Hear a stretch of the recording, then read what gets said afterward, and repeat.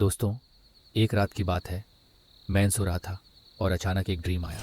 उस ड्रीम में एक लड़की मेरे पास आ रही थी। धीरे धीरे मैंने उसे अपनी तरफ खींचने की कोशिश की और मुझे लगा जैसे वो भी ये सब करने के लिए तैयार हो रही है। वो मेरे करीब आई और मैं उस मोमेंट में पूरी तरह इन्वॉल्व हो गया। लेकिन तभी एकदम से मेरी आंख खुल गई। मैंने अपने आप से कहा, थैंक गॉड, मैं टाइम पे जग गया और नाइटफॉल होने से बच गया। क्या आपके साथ भी कभी ऐसा होता है?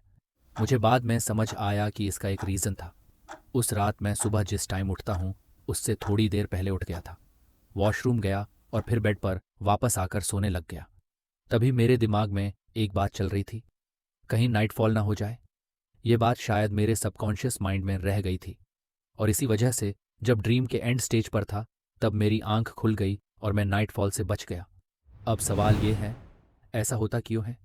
और 99% लोगों का इस स्टेज पर नाइटफॉल क्यों हो जाता है?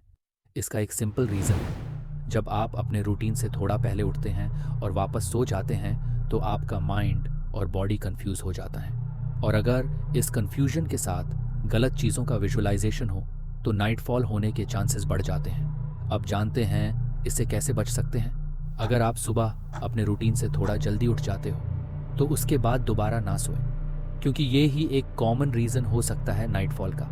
और दोस्तों, अगर आप मेरी तरह अपने एक्सपीरियंस से कुछ सीख पाए हो तो अपनी हैबिट्स पर काम करके इसे कंट्रोल कर सकते हो। मैं अपने पेशेंट्स के रियल लाइफ केसेस शेयर करता हूँ जो आपकी मदद करेंगे। आपका भी कोई एक्सपीरियंस है तो कमेंट करके ज़रूर बताएं ताकि हम और लोगों की मदद कर सकें।